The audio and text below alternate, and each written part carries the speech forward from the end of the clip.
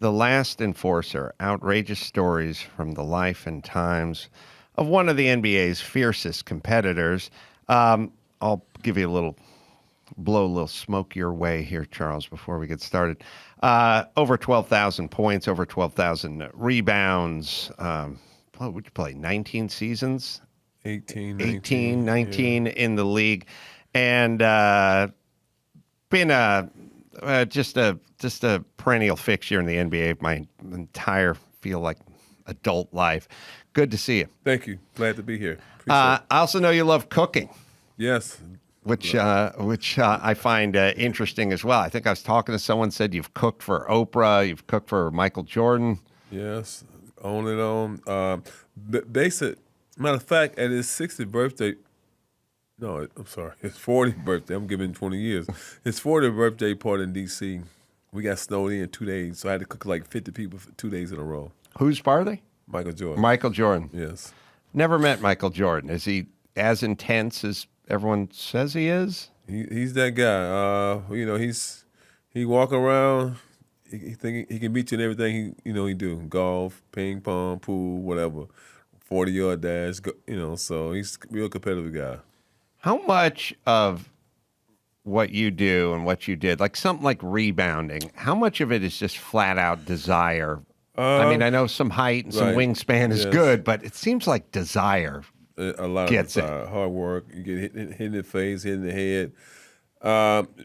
Is it like a running back? Sometimes you don't know where you're gonna get hit from, and you gotta be physical, but willing to take it. A lot of guys don't like that pain because a lot of guys don't like to get hit. So it's a job for a man. Are there enforcers in the league now? I don't think enforcing the league now is more of it's a cute game now. It's more of a sexy game. A lot of 3-pointers, a lot of pick and rolls. It's not real physical. No, it's not a real physical game like it used to be. If you talk about that to a younger guy, he said, "Well, it's our term. His life is different." So I give him give him his prop because things are different. Everything is different right now. It is weird that it started off as a non-contact sport and then evolved. Yeah. Or devolved, depending on how you look at it, into a real physical game at some point, especially right about the time you're entering the league. Right. But it's been a roller coaster because when it first started, it was just pass, YMCA, and they saw physicality started coming to the game like late 70s, early 80s, and I guess everything changed in years. So it took about a 20-year run, and now it's back to the more finesse. Yeah. And do you think it'll ever get back to the physical game? No. Because the refs won't allow it? The league won't allow it? It's like an investment. You want the stock to go up, so only way they can go up in stock is keep it wide open, shooting threes. It's a global league right now, so you get a lot of European coming in. Like a third on the guys in the league right now. It's probably European guys. When we played, probably even 1%, 2%. Yeah, I'm trying to think.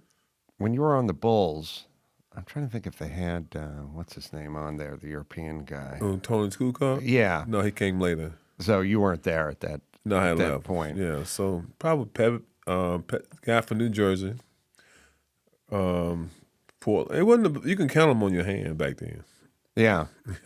Yeah, because they would play a more finesse type game, which would lend itself to today's game. Right, no doubt. That's versus why a little more the schoolyard kind of elbows flying kind of game. That's why you got 30% of European, and now they allow them their game to open up and have a better chance over here to play their game because they would have came back in the 70s, 80s, and 90s. They wouldn't it was too physical and it don't look good on TV. I guess they probably figured now it look good because it's back to the YMCA. And anybody got a chance now in one period of time on the physicality. You got to be a great player to be in the league, but now you can just be average and be okay.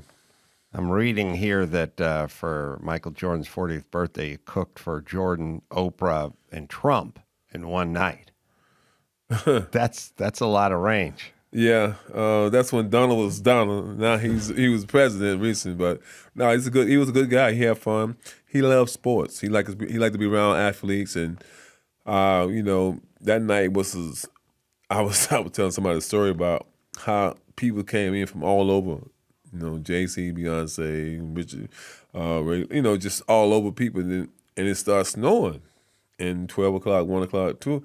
Were they coming to Jordan's house? No. We stayed at the Ritz-Carlton on 22nd and M. His wife threw a big in ballroom Chicago? party. No, Washington. Oh, Washington, sorry. That's when he was playing with Washington. All right, because he was still playing at 40. Yeah. So they said snow was coming. Next thing we know, 2 o'clock, it snowed in, and Trump, only one, went to the runway and got out of about 12 or 15 private planes. Wow. Yeah. Well, what's your specialty in the Cooking? kitchen? Basically, I try to cook with the person who I'm cooking for. Like, I try to cook your favorite meal. And like a lot of people say, when you're cooking, you always gonna cook, stuff you like. But now, what do you like? I cook. I like goulash. Goulash? I never cooked that before. I had a feeling. But I would try to, look it up and, get the expertise about it and do it though. What is I know a couple guys that are into cooking, like Jimmy Kimmel's really into cooking. Yeah. But as I always sort of examine it psychologically, he's really into kind of taking care of people. Right. And cooking is the way you kind of express that. If you think about he's working all day in the kitchen, he presents it to you, it nourishes you. It's a gesture type thing as much as it's a taste type thing. And if you take a look at the good moms and the bad moms, there's no bad moms who cook a ton of food for their kids. Right. Those are the good moms. And it's not that they love cooking or hate cooking. It's that one mom is really into their kids. Like they want to nourish them. It's an expression of love. But you didn't seem to be that kind of player. No. So, but it's a soft side to everybody. And I think that in the kitchen you see my soft side because I really take it to heart when I go in the kitchen because I feel like that's me getting the rebound. That's me taking the charge. That's me doing something to make somebody clap for me. So when I get through with the meal, when I'm cooking it, I try to make sure it's exactly what they want. Yeah, it's interesting the mentality of the person, the player, the team sport. Right. There's a lot of happiness and satisfaction in scoring the touchdown or the game-winning shot or hitting the home run or whatever. But then there's another part, which is throwing the block that sprung the guy for the touchdown or diving out of bounds and saving the ball so the other guy can score. The catcher, you take the charge at home plate, get knocked on your ass. It's a different kind of a satisfaction or a feeling. And in a way, it feels more team-oriented to be the one that dove for the ball or took the charge or, you know what I'm saying, threw the block. I think that if you watch the Lakers play back in the day, Kurt Ramsey, then you had AC Green, them guys were type of guys the way I play the game. Do whatever it takes for their team to win, to sacrifice, because everybody can't score, everybody can't do the sexy stuff. Magic was at point, Kareem at center. So Cooper was more like a 3-point guy, played defense. James Worthy was a slasher. So you need all different types of pieces, in good chemistry. In L.A., long as they had Magic, they had great chemistry because he's going to push the ball and get the ball to the right guys. So in this day and age, I just wish the coaches who coaching these teams would tell guys they roll because everybody now you watch everybody on every team think they can make a three and they can't. Maybe one good shooter, except Golden State got a couple, Clay and Steph, but I think everybody just jack up threes now. Yeah, it's funny. It's sort of counter to fundamentals because like anyone who grew up playing peewee and fundamentals, someone just pulled up and launched it from 25 feet. The coach would yell at them because they won 3 passes in between or whatever it is. I always thought James Worthy was one of the smoothest guys I've ever seen play basketball. Yeah. He was like, if he was a car, he'd be a car that made no noise as it like sped down the highway. He'd just dribble, take the ball off the dribble with one hand, always seemed like, and just glide toward the rim. Am I making that up? No, you're not. I mean, he played small forward, and I think that he wasn't a mid-range shooter like a lot of the small forward. He would just use his ability, playing with Magic, running the break. You're going to get the ball half courts. He went back door a lot. So he was a little more like he was a good slasher for Magic. And because he had Kareem in the post, so you ain't need so many posts up. Cooper was, spread the floor. So they had good chemistry, the right type of player. Brian Scott come off the bench, and they just had good pieces. Michael Thompson. I mean, So how did you grow up? Where did you grow up? Cleveland, Ohio, and Alabama. Grandparents from Alabama. And then you guys moved to Cleveland at some point, or, My or you mom, went back and forth? my mom moved from Cleveland, from Alabama to Cleveland. So I was born in Cleveland. Then went there for years. Then came back to Cleveland. Yeah. What was the differences between Alabama and Cleveland back then? I mean, it was the country. I mean, it was dirt roads and outhouses and all that stuff. When I was down there, it was just people were farming. People had to make a living. They did the best that they could. In Cleveland, lights, roads and restaurants and places you can walk and get a meal. Well, we stayed in Alabama. It wasn't the place you can walk and get a meal. So you had to eat with your parents. Your grandparents cooked. Did you hate going back to Alabama, or No. did you like it? I liked it. It was fun. I mean, I was around my cousin. We all had fun. We stayed on the dirt road, so maybe about 10 houses. Spread it out, but we had fun. I mean, you have a choice when you was a kid, so wasn't thinking negative. Just did it. My mom had to, she raised 6 kids, and she had to, shuffle us around, but from there to Cleveland. But we was going back, with our grandmother and the other aunts down. It's a big family anyway. And how long's the trip? I guess From you're Cleveland, 11, 12 hours. taking a bus? You're driving? No, my uncles always go back and forth at least twice a year. Just piling with them? Yep. And what did you think when you were I don't know, 11 years old? Was it always sports, or did you have other thoughts? No, I was just trying to, obey and just, help around the house and just, be a kid. I mean, sports wasn't my dream growing up. I just kept working, and like I said, when you do something, work hard at it, and you never know what might happen. Do you think you got that work ethic in the NBA from the farm? Oh, no doubt. My grandfather, #1 worker. Yes, definitely from him. You worry a little now that no one's really getting the work message anymore? It didn't change. I mean, some guys work, not like it should be, maybe. I said, if you watch sports for the last 3 or 4 years, you look at a guy who got better, maybe 10 or 15%. That's a big loss, because team drafting these guys in the top 10, 20, and they don't produce. And that means a team can't grow. I'm just talking about work in general, Oh. like in America. It's just how damn lazy so many kids are. Well, they privilege. They feel like they got the privilege, and long as they got social media, and people can go online and Instagram, all the Twitter, and making them lazy. When we was kids, we had to go outside for 2 or 3 hours to do something and come back. Break up the monopoly of just being in the house. If you just, I don't know, you go out and play around, or it had to be basketball. You can just do something with one of your cousins. But we still had outside activities. Most of these kids don't now. Who are the guys when you were playing that you hated to cover, or that you maybe had the most respect for? I really didn't respect a lot of the guys in the league. I enjoyed when I had to play against a guy with a bigger name, because it judged me where I was at. Can I stay in front of these guys? Can I stop them from getting 30, hold them to 20? That was my thing about the game. I love to play in the best at the position, and it made me feel, when I look at the tape, did I do my job that night or not? So I knew it was gonna be a challenge, but that's what I liked it. I was playing the bigger, like guy with a brand. My brand wasn't big when I came to the league. So a guy like Barkley was one of the Barkley guys. was big. Karl Malone, Shaq. We go back. Barkley was, he's an undersized power forward, so he was a little quicker with the ball. But I like to play against him because he talked, and he said he was the best power forward. Even though he was a small forward frame. Was there a lot of talking? Is there more talking? Was there more talking then than there is now? It's a different kind of talk. They talking just to say hello, what's going on, let's go out tonight. No, they didn't talk back in the day.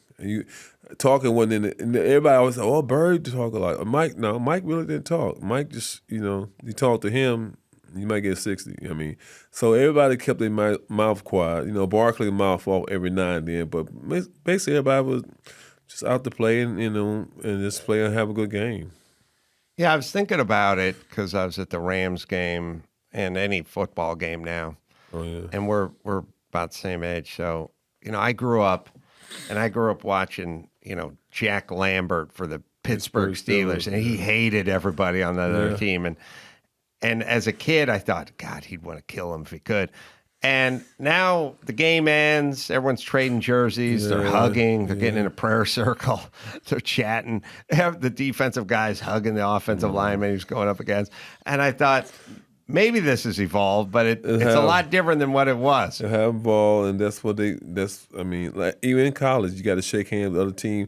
So you can get into the other team after the game. That would have been hard for me to do. At the pro level? No, college level, whatever. I mean, I'm going to war. I don't feel like shaking nobody's hand on other team. Unless it's the last game of the season or championship or something, I understand. But game 1, 2, 20, I don't know. It's been tough for me to do. But So what do you attribute your longevity to? I mean, was it that you took care of yourself? Is it the ethic? I mean, I don't know how many guys have played that many years in the NBA, but it's not usually. No. I don't know, the average probably about 6.5 5 or years. 6, yeah. Right. To play 18, 19 years in the league, just knowing your body, knowing that you got to work out. It's a long haul. It ain't gonna be short, and you got to put. They said you go to the bank, and if you ain't got nothing in there, why go to the bank? So you got to keep something in the bank and know that. They said always prepare for a rainy day and just work hard. So I was one who worked hard, and I had to keep working hard because my game was pounding every night, taking hits, this and that, and never had, like I told someone, I didn't start icing my knees down until maybe about my 10th or 12th year in the league. I didn't, like ice. Like now you get guys icing soon as they come out to the game. That's something different. Coaches wouldn't allow the ice on the bench when we played. They wouldn't allow it. No. Why not? They just wouldn't. There's a lot of rules they had back then. Were the rules because we're the same age? For instance, I grew up, played a lot of football, played a lot of pee-wee football and stuff. They wouldn't let you drink water I played pee-wee ball. they thought it was bad for you. You know what I mean? Really? But really, what it was them trying to toughen you up. Right. There's a lot. I'm trying to toughen you up so you can't. Right. We'd run wind sprints in the middle of the summer, and they'd yell at you, "Put your mouthpiece in." You don't need your mouthpiece to run wind sprints. They were just trying to create some sort of torturous conditions. But you must have been a standout football player in high school. I was. I was a great defensive end. I had I had offers to play football, but I chose basketball. It was hard to play two sports in college. What were your dimensions like your senior year of high school? Football wise? Yeah. I mean, I was a force. I mean, you were 6'7"? 6. 6. I was 6'7" in high school. I got to college 6'8", 6'9". But yeah, about 6'7", about 225, good size.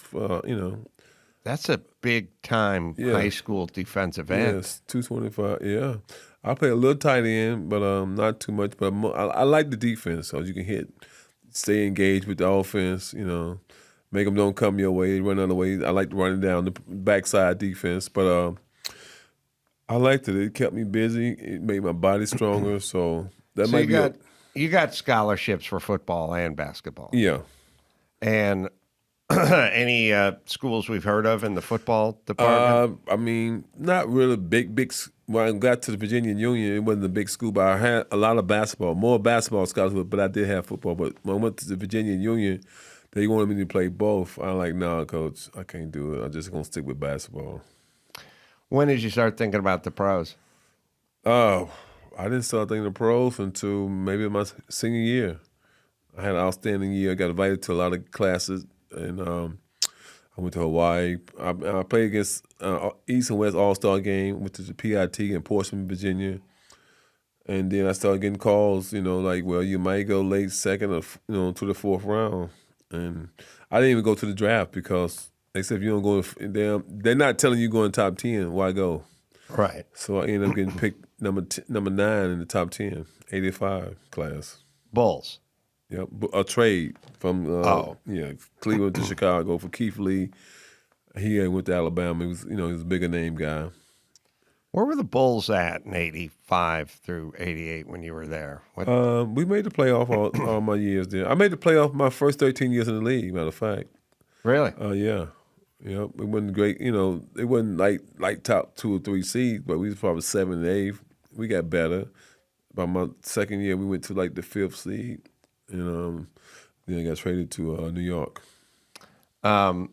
So I'll jump back and forth. You're going back and forth from Cleveland to Alabama. Mm-hmm. It must have made you an interesting story for the people who lived in Cleveland, because they probably didn't know a lot of people that went and lived the country life and then came back to Cleveland, right? Not really, but it was a cycle for like when my parents came, like my other cousins, my mother, brothers and sisters, they all came with someone else's advice to come and see if you like it. So a lot of people just kept coming. They liked it. They went to Chicago, Detroit, Cleveland, and a lot of people just kept coming back. So it ended up being like a lot of people in family wise went to them 3 places: Detroit, Chicago, Cleveland. Did you met LeBron when LeBron was young? Yep. 13, I think. 15. 15. Yeah. And by 15, it was pretty clear where he was going, right? Yeah. He was big then. He was 6'6", 6'7". I mean, he's a big body, for a kid, But back then, I think he probably was some of the last big kids in college with a good body. I know when I grew up, most of the kids in college, had good bodies and stuff. You knew he was going to the show, but did you know it was going to be this? When they kept saying he's going to be a one and done, like go to high school and go straight to the NBA. That's what they were saying back then. Like he going to be one, he going to just like, and get to high school, he's going to the pros. And I didn't believe that, but once you see him just develop, you're like, wow. Because, it wasn't, well, you were, let's see, when he was 15, oh, God, what are you, 20? What's he, 36, 37? 37. 37, so you're about 20 years. I was 37. Oh, okay. Then, so you're still playing. Yep. And I got a chance to play against him. Oh, you did? Yep. What, was it his rookie season? I was in Toronto, I think. Yeah, Toronto, Washington, let me see. Washington. Could you tell immediately, like, if a guy was overhyped, like, as soon as a couple of plays up and down the court? The thing is, not that he was. I'm just saying someone else. You can tell, but you can just tell he just had a good surrounding. His mom and all his friends and people just, he was like someone just got elected to a special position, and you can tell he can be special because he walked like he just walked like I'm gonna put this back then, like I'm gonna put this team on my back and they can ride with me. He just he bring that out of you when you look at him. He make you feel like, wow, I got a winner here. He just that type, something like MJ. When I play with MJ, he's just like way he practiced. You already knew something was gonna happen. He just just smooth and just work so hard and just Is MJ what happens when you take tons of ability and just marry it to a work ethic? Yeah, because I know that it's some of this stuff come back from what schools you went to too. He went to Carolina. Dean Smith. A story about Dean Smith. So when I played in this East and West game in Kentucky at the Final Four, so we had one practice I just had came from the PIT. So Dean Smith was telling guys, you pass the ball twice, then you shoot. So that was his rule. He said, I don't know nobody on this all-star classes, but I'm telling you now, I would like for y'all to make 2 passes, then shoot. And so we started the game. A lot of guys was taking up 1 pass, and shooting. So my thing was trying to say was when you didn't make 2 passes and then really 3 passes, but he was just using it. You got to pass twice, then the next guy shoot. He didn't say nothing. He was just taking guys out because guy was just after one pass just shooting or just Right. coming down shoot. So my thing, I said, well, I do not understand what he's saying. I said after two passes, not at two passes. So a lot of guys was coming out. That, he was like next guy, but Mike had them. You hear so much about Dean Smith and the ACC or what back then it was Duke and and Carolina and a few other schools, but just like all that talent was there. SEC was wasn't that much. It was a football conference, but ACC was basketball was everything. I know in the book you chronicle kicking Dennis Rodman out of your steakhouse in South Beach. Yeah, I know Rodman a little bit. yeah. And anyone who's lived next door to Dennis Rodman probably. Probably knew him too, right? Well, I mean, I don't know. He had some house in Hermosa Beach. I think the cop showed up 90 times in 80 days or something like that. Wow. I mean, I don't know what it is, but it seemed tough to live next door. Yeah. So what happened? What was the story with that? So the story with that was we was at the Ganza Bar on 22nd and Collins doing an appearance, and so at 2:00, last to 4:00, and I was more cooler with Denny at that time, not now. But anyway, so he's like, "What you doing later?" I said, "I'm going to the steakhouse, and I'm partners into it around about 7:30." He said, "I'm gonna be out." I said, "Well, stop by, have a drink or something." So, the next thing, 7:00 come. I'm heading from my hotel to the steakhouse, but I stop in Prime 112 because I know Miles, the owner. So I'm in talking to him about 7:15, 7:20. I get a call from the manager of the restaurant. "Oh, get here right away." I said, "What's going on?" He said, "Dennis is walking around eating off of people's plates." I said, "What?" He said, "Yeah, please come on." I said, "All right, give me 10 minutes. It would take about 7 maybe." So I walk around there. So I stopped and look in the window and see, what he was telling me was true. He was still doing it. And so I made a B, went right to it. I said, "Dennis, get your A out here." And I grabbed him like by his chest and just threw him out. So he was just drunk walking around? I don't know what he was doing. He was wrong. He was wrong. Yeah, you can't even walk around in an established restaurant eating on people's plates. No, listen, I agree. And I'm glad you just said he was wrong because a lot of people do a lot of, well, he was drunk or he's medicated or he's this or he's that, but he was wrong. Yeah. Whatever he was. Yeah, that was just a bad look. I mean, sometimes, I know you like putting on shows where people, you wear dresses, you do this. Another story about Dennis Rodman. This will be last. So I'm in LT.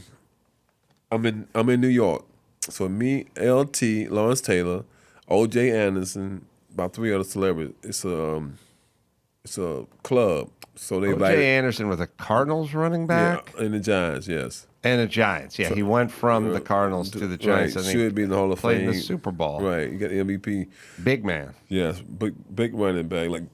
So we in there. So open for this event. So we in there talking. Next thing I know, here come Dennis Rodman. He got a dress on this night. Mm-hmm. So we still talking. So he don't now. Our space is we arrived from the restaurant. This is after the restaurant. So he walk in. He would do his little walk around. Then he seen LT. So he come up to LT, and I'm on the other side. Mm-hmm.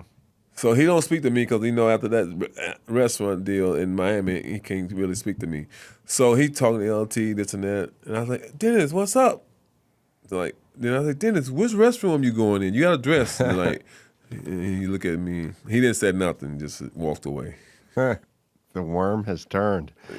Did what's it? Must have been fun partying with LT to a certain point. When I got to New York, LT embraced me. I used to go to all the Giants games. He had a bar. He had a sports bar on 17. I just go by there, and one other thing he used to do, New Year's Eve. I've been 3 of them. He used to have New Year's Eve at his house. People come over, bring their pajamas, spend the night, this and that. Fun guy. Some things happen, and I didn't know that was going on, but that was his city. They love him in New York. He has a few mistakes, but they still love him in New York. Yeah. Well, he's an interesting character.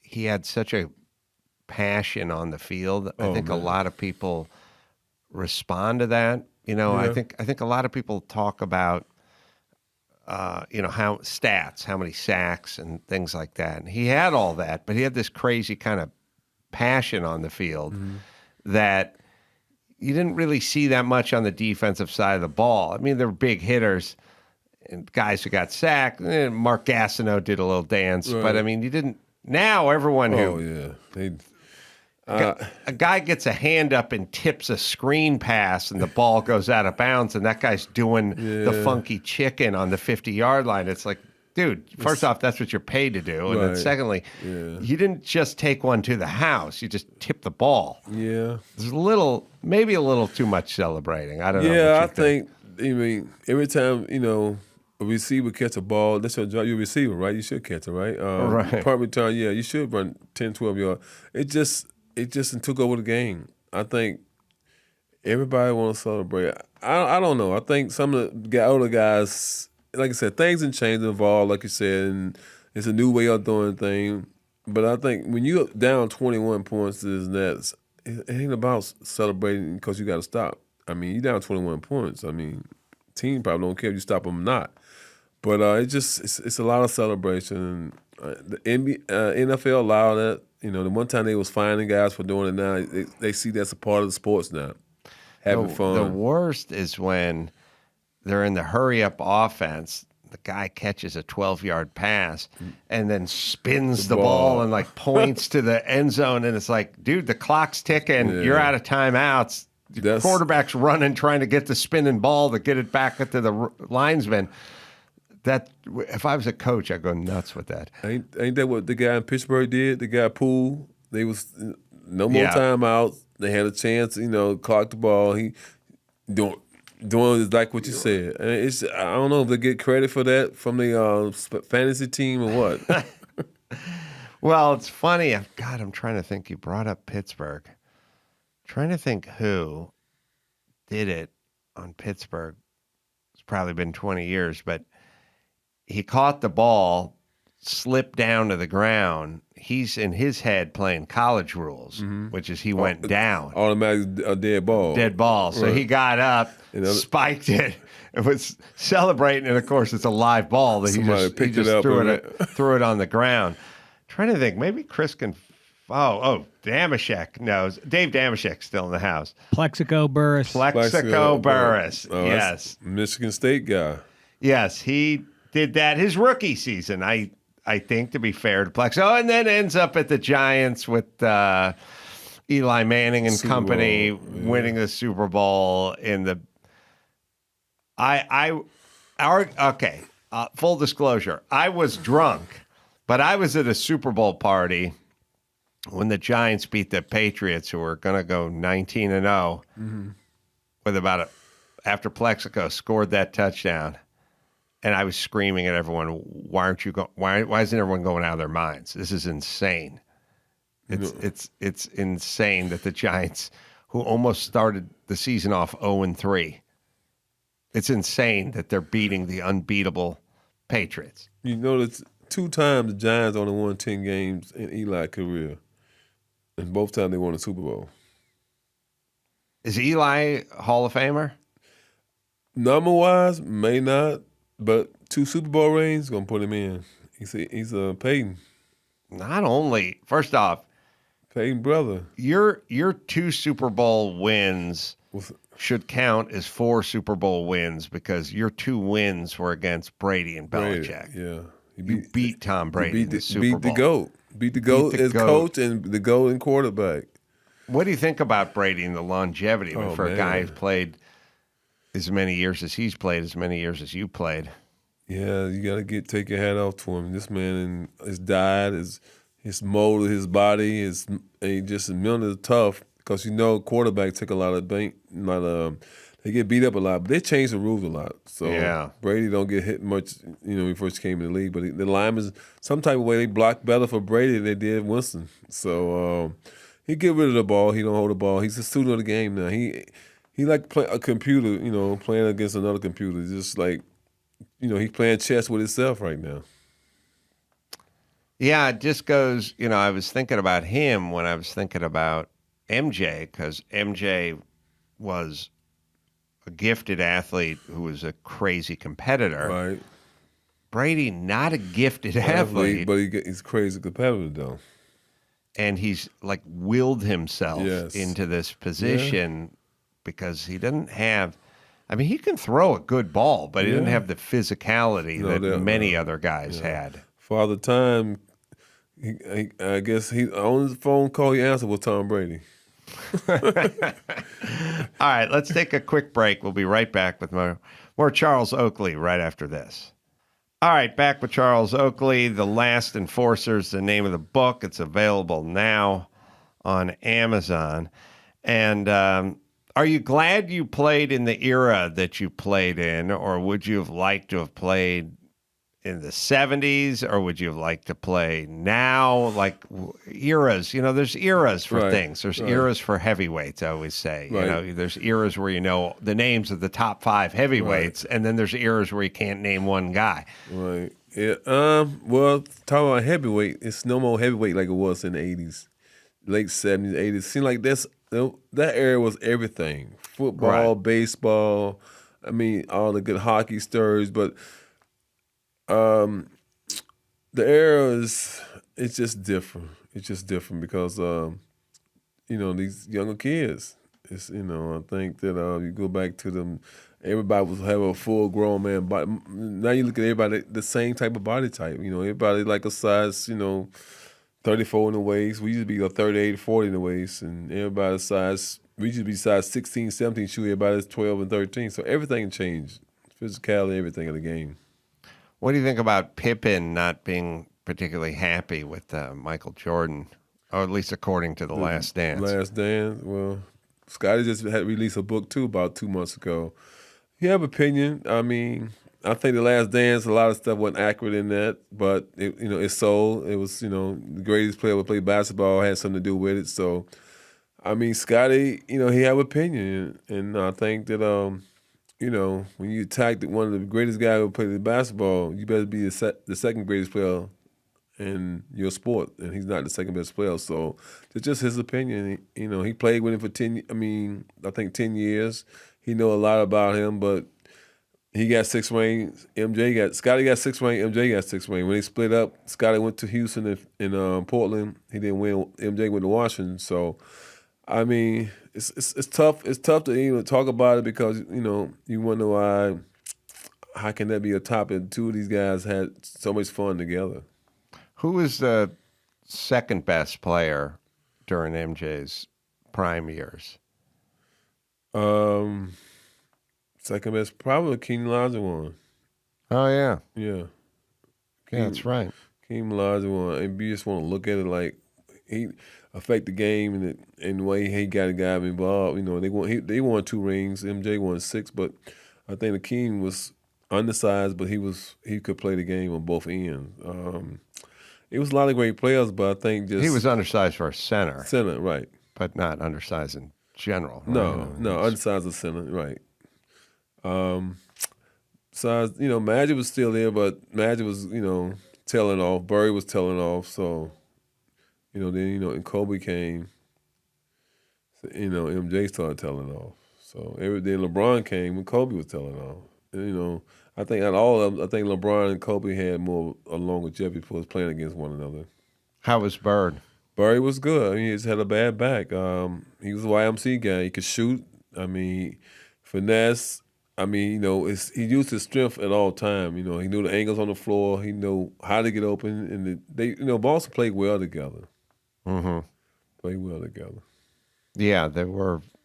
I don't know if they're well coached. I guess they were, or maybe how much of it is the coach and how much it is Bird, or how much of it is Magic, or how much is MJ. Well, when you saying that, you look at the Lakers and you look at Boston. Both of them, like James Worthy, Kareem, Magic. I mean, 3 or 4 Hall of Fame on all of them teams in the era. So I mean, you're supposed to win. Boston had Bird, Parrish, McHale, DJ. I mean, they were stacked. So. Do you think Olajuwon's Rockets would have beat MJ's Bulls? That's the big question. Good question. That's the big question too, because Houston said they would have beat Chicago. Everybody said Houston I don't know. I ain't gonna put nothing past Mike. I know that when he played, that like I say, he went to the finals 6 times, won 6 MVP, won 6 rings. Akeem went twice, and they won it twice, but they only got that twice. But I don't know. That would have been a good matchup. I think the Bulls would have wore Akeem down because they always had 3 7-footers on this team, and they wouldn't have been double teamed. Phil Jackson, one of the best at coaching for against a big. He don't double team you every time. He play cat and mouse with you, and sometimes he come from the other side. Sometimes he come from the guy in front of you. So, I mean, but I think that I would love to see that series though. I would too. Yeah. We'll figure it out one day. We'll do whatever they did on Jurassic Park, and we'll get Muhammad Ali to fight Mike Tyson, and we'll get it all. Yeah. Speaking of Tyson, I know you visited him in prison. Right. I must have been friends with him before that. Don King had a farm in Ashford, Ohio. Mike Tyson had moved to Ohio for about at least 8 years. And I got Don King, my uncle's name was friends with him. So I just be around Mike. Mike used to hang out in Cleveland a lot. And then when it happened to him, and then, we had a game against the Pacers, and I know I had some free time. I had looked at my schedule, and I called and set it up, and I just got a limo, went up there and talked to him, and he was happy to see me, and we always been friends. Was it? What was it like when he was there? Did he seem broken or beaten down, or seem upbeat, or like? When they give you that number to do, I mean, ain't no sense of putting your head between your legs. You still got to do it. I mean. No, I guess they probably showed him a lot of love in there, but no, he was, glad to have a visit.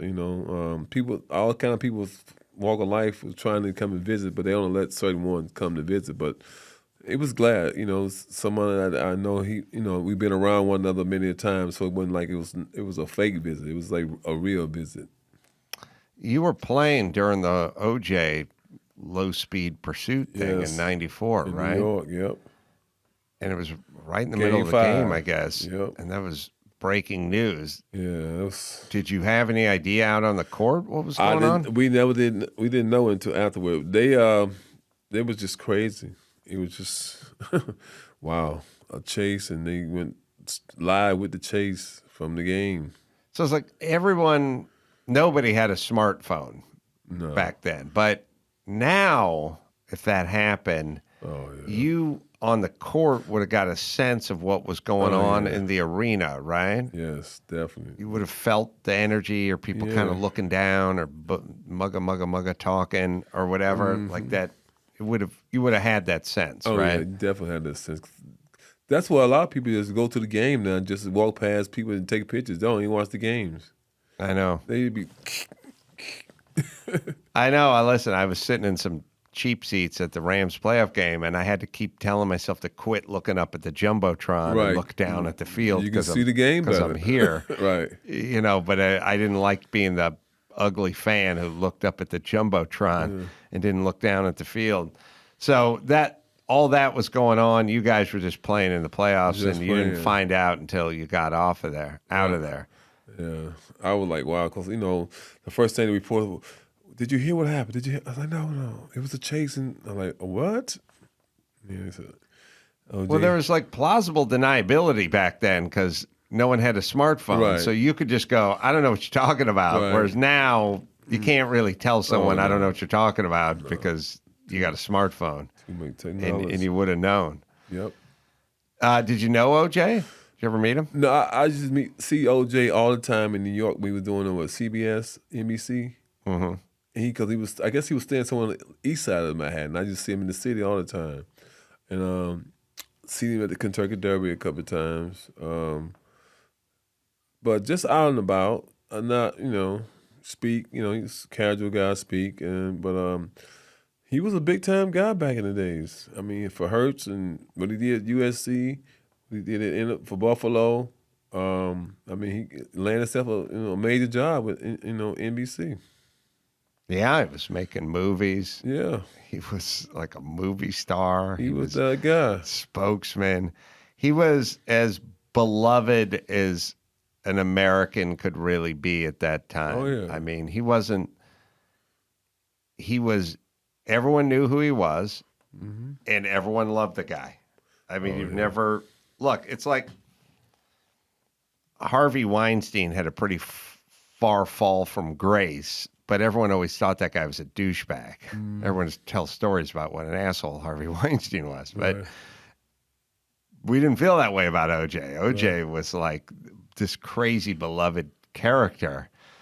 And so his fall from grace was even further because he started higher because everyone loved that guy so much. What he did for, in college and then go to pros, and he the first guy to get 2,000 yards, and just with with one good lineman, Reggie McKenzie offense and the electric company. Yeah, I've never thought about the fact that OJ went from USC, Southern Cal, sunshine to the snowbank, bunch of hot blonde chicks, to Buffalo for essentially his entire career. I think he finished a year in San Francisco or something like that. But maybe that's what drove him nuts. I don't know. It seemed like a weird move for I think he was a Bay Area guy, so I think he was a California guy because if memory serves, he played junior college out in San Francisco area or something like that. I think it was a California guy. Then he goes to what used to be called running back U because they had all the Heisman Trophy guys, Ricky Bell and Mike Garrett. And they had a whole bunch of. They just crank out the Heismans for the running backs at USC. And you got what's the name? Charles White. Charles White. Then you got Bush. Reggie Bush. Yeah. Yeah. Bush. That's a lot of running backs. Yeah, Ricky Bell, who had a very tragic life. Right. And but anyway, I'm glad we're the same age because we know all the same players from the same that's good era. conversation. That's good. Yeah, because if you talk to someone older, they don't know what you're talking about. If you talk to someone younger, they don't know what you're talking about. But then he goes off to Buffalo, and he goes from USC to a snowbank. Yeah. And Buffalo, I haven't checked, but they probably didn't have a season where they were over 500. I don't think they ever made the playoffs. So you get like the best running back out of college. He goes off to Buffalo. They never go to a playoff game, and that's it. Yeah, it was basically something like what what's the name in Chicago, Walter Payton, into the they went to the Super Bowl. He was like one of them running backs that. Like Barry Sanders. Well, it is Barry Sanders. It's like you just play for a team that's perpetually 500 and you're the best player in the league. That's why he retired after 10 years. He was getting beat up. Then he said he didn't want to break Jim Brown record or something. But Barry had the same thing, no offensive lineman. I mean, some of these guys could be the best three running backs of all time. Yeah, and plus Barry Sanders, whenever you see his dad interviewed, he's always like, Jim Brown, number one. Yeah, everybody put Jim Brown number one. Yeah, but not if you're Barry's dad. Yeah, well, I mean. You got to bump your son up. Yeah, I tell everybody, being in the top three or anything, like winning gold or any kind of medal, if you're in the top three, you had a chance to win the number one, so. So, you got kids? Yeah. If one of them was the second best running back in the NFL, would you tell him that, or would you bump him up to number one? I would be honest with him. I would tell him that. I mean, my thing, I'm not giving him nothing because it could be, I always try to keep the kid humble, so you got to keep working. I'm also seeing in the book about the 1995 Source Awards where you were out with Tupac and Notorious B.I.G. B.I.G., yeah. What was that? Did you know those guys? Yeah, well, in New York, basically, you know everybody because everybody hung out at the same places. And that Source Awards was something different, though. It was a lot of West Coast, a lot of tension in the air because that was when Puffy and Suge Knight were two of the biggest, producers on the East Coast, West Coast, and who had the best artists, who had the best music. So it got a little out of hand. And you see what happened later on in life. Both of them, Biggie and Tupac, both of them got shot. Because of some we don't know, but it's probably something the same way it was happening at the Source Award. It just got out of hand. Who the best? Who this? They're making a song about somebody. It's all for nothing, isn't it weird? It's crazy. I mean, it's not like somebody raped someone's mom or something. It's well, just someone talks shit and someone puts some lyrics in. You get 20 years away from that, and you're like, what the fuck were we doing? it's a lot of that going. It's worse than now than it was then. Back then, you knew where it was coming from. Now I guess in the last 2 years, at least 15 rappers and got shot. I mean, robbed, shot, or some kind of something will happen. Is it just kind of disrespect, or I mean, like what? Well, like you have Nipsey Hussle, Right. someone like that, Right.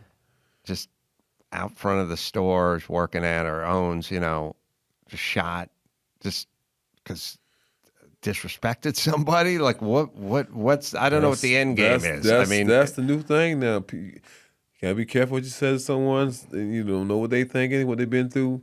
Because they said people come back, you never expect him to. Nipsey probably never expect him to come back to do nothing to him. But when you say something, some people can't take some words. A lot of words these days. So, and I see that more and more as I get older. It's just more sensitivity. It's younger people. People just think the gun is their best friend. I got one, let me use it. And then now you doing 20 to life in jail. So you're saying you think it's worse now than it was? Yes. Yeah.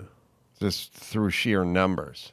Yes. Because we all know Tupac and Biggie, but Right.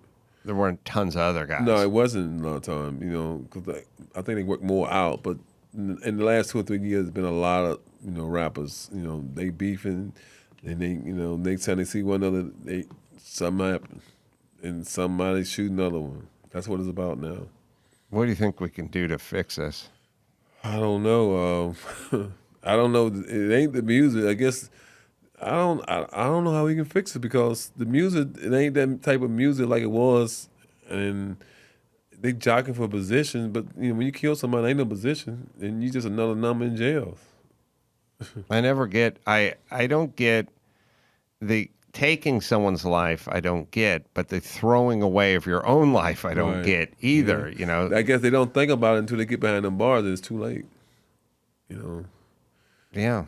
And- It seems like you're 19 and you want to do this. Like, I think it's the drugs now too. More younger kids on drugs. They mixing so much stuff now. They don't know their names sometimes. I think it's the drugs now. I think it's like It's fentanyl. fentanyl, meth. I mean, you see how many younger kids is ODing on heroin now. What's the inner city drug? Like, traditionally, you had drugs that were like white people drugs, like pain pills and stuff like that. And then there's black people drugs, Jews. Like I talked to Dr. Drew about this once. Jews, like culturally, they don't smoke a lot of weed, but they will do pain pills Right. and things like that. Like there's a drug for a culture. Right. Do you know what I'm saying? Yeah. But when I was coming What's up, in the inner city? What do you know? What it was called? When I was coming up, people were just like just throwing cocaine, smoking weed. Then they went to pills. Pills got real big. Syrup is real big too. Is fentanyl in the inner city? Because that feels like probably. like speed feels like white trash drugs. I like to separate the races and the drugs. Sometimes meth in the city. I don't know. It's just I know. A lot of kids smoke weed and you don't know what they mixing it with. Mm-hmm. They mixing weed, them blunts and stuff. They mixing stuff in there, and it get them hype. And when you start getting hype, sometimes you lose focus and control of yourself. And Was there a lot of testing going on when you were in the league? yes, but it didn't. They don't test no more. They came out. So many guys smoking. I don't know if they doing heavy drug, but everybody smoke weed now. Does everyone in the league smoke weed now? Well, when I was played, I said the last year I was there, I said at least 70%. So I've been in the league 19 years, so it's probably up to 90 now. I'm quite sure. MJ didn't smoke weed. No, MJ didn't mess around. I never saw him smoke. Did you smoke weed? No, never smoked weed. Really? We just drank beer every now and then, no weed. I mean, guys just drink beer at halftime. Really? Yeah. When you were in the league? Smoke cigarettes, drink beer, yeah. In the locker room? In the shop, not right in front of people, they go in the back. But you knew what they were doing? Oh, yeah, because the cans be back there, yeah. Wow. Pat Riley smoked cigarettes. Pat Riley? Halftime, yep. Well, it kind of makes sense. Well, first off, you watch old footage, guys smoked on the sideline of a football game. You know. Really? I never saw that. Oh, there's Players or the coach? There's coaches and players, certainly in the locker room, NFL. Like, I'm talking about the 60s, maybe the 70s, you know. In the locker room? Wow. Oh, yeah. I know guys might, after the game, might get a beer while they icing down. But no, these guys was hitting it at halftime. I just feel like that's not going to help your perimeter game. Yeah, well, guys smoke weed before game. Really? Oh, yeah. I know. They said relax them. I'm like, what was relaxing you was 14 and 15? Look, I feel the same way.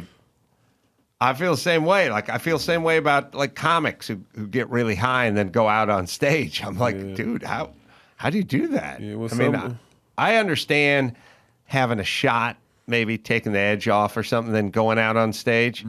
I don't understand doing a bong load and going out on stage. Because a lot of those comedians do that. I could not imagine playing basketball high. With artists back in the 60s and 70s, they used to get high a lot. I mean, this is nothing we. So you played with guys who'd get high before the game? Smoke weed. I mean, probably back in when I first came in the league, they were high on other stuff too. Really? A lot of guys started relapsing. Yeah.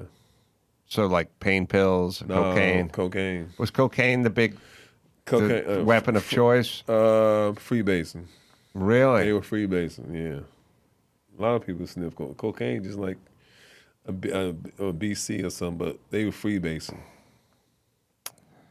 God, it's a totally different time, right? Yeah, it was a lot of guys freebasing. It's and I don't think you can dabble in freebase, right? Like you do it, and it gets you, right? Oh yeah, you got to, it call your name sometimes. You got to go get it at nighttime. And you never got caught up in that stuff. No, seen a lot of it. Grew up in the city, seen a lot. I mean, it was a common thing back in the 70s, 80s. More snoring than smoking, but I guess the guys, small packs, started snoring. I mean, smoking it. There's a picture of Len Dawson, who's a quarterback for the Chiefs, Super Bowl number 1. You can see it up on the screen. Just halftime. Wow. Smoking a cigarette. Well, it and that's a beer too, ain't it? That's a Sprite. That's probably a Sprite or Squirt Fresca. or something like that, or Fresca. Well, that's a timely picture. That's the Sprite had back in the old days. They had a bottle like that, the hard green. It's also funny that it's halftime of the Super Bowl and he's just sitting on a folding chair like he's at a church on bingo night. Who brought in the cigarette and the lighter? He probably showed up with him. Wow. That's you got to take the edge off, man. Did they win it? No, the Green Bay Packers beat them, right? Super Bowl 1? Yeah. 13-16 or something? It must. I think the Green Bay Packers won the first Super Bowl. I don't think KC, 35-10. 35. You'd be smoking too if you were down by a couple of scores. Why smoke now? So because I don't think KC won a Super Bowl until now. No, they won one with the linebacker. He out of Virginia, Willie Lanier. Oh, Willie Lanier? He won one with Kansas City. Was it a championship or was it a Super Bowl? Super Bowl. Oh, Willie? Really? 1970. Can they look that up? Oh, yeah. Okay. Who'd they beat in 1970 then? Willie Lanier and Vikings. company. Oh, the Vikings. Yeah, that makes sense. I know some little stats. It's been a while. Yeah, Willie Lanier is a real force to be he was like Singletary, he was middle linebacker, that type of linebacker. Yeah. Another KC guy, linebacker. DT. Yeah, Derek Thomas, right? We was close. Oh, were you? Yeah. Great. Yeah. Probably second to LT in that era. No doubt. He maybe came a little after LT, not much. He was icy. He was going to the highway and the black ice slid off the road. He was literally just retired and was driving to the airport, right? No, I think he was still playing. Was he still playing? Yeah. He played had to have played 10 years before that, though. Yeah, he had a great career. Was he still, Derek Thomas, was he still in the league playing for KC when he passed? I know I think he was driving to an airport, right, hit the black ice, slid off the road and just died like that. But yeah, I guess he was still playing. I guess I always think about guys dying after they retire, but yeah, he just have a golf tournament up there I used to go to in Kansas City. Yeah, he was a great one. Yeah, oh yeah, he could do it all. Yeah, he died at the conclusion. So after the 99 season? Yeah, he died January 2000. Did he play 10 years? Yeah, he did, 10 years.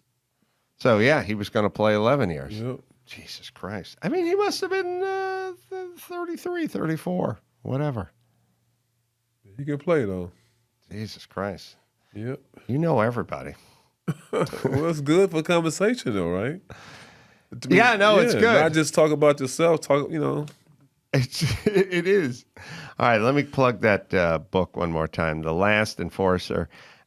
Outrageous stories from the life and times of one of the NBA's fiercest competitors, and it's available right now. You can get on Amazon as you hear this. Charles Oakley, where'd the hour go? I thought we were going to talk about cooking, but that's okay. You knew everybody, so what are we going to do? That's good. And then we're the same age, so we got to talk about all the same people I don't know. I know from watching TV, but you know from hanging out at clubs. You can go to AdamCarolla.com for all the live shows coming up. And until then, this is Adam Carolla for Charles Oakley saying mahalo. I got told to fuck myself by so many people. And that's the thing. It's like, yeah, fuck you. I'm like, I'm not saying anything. I'm just saying watch this video. It's really well executed. And if you'd like an opportunity to stretch your tolerance muscles, this would be a great opportunity. I got told to go fuck myself. Then someone else would tell that guy to go fuck himself. Wow. The experiment was such a bust, I can't even tell you.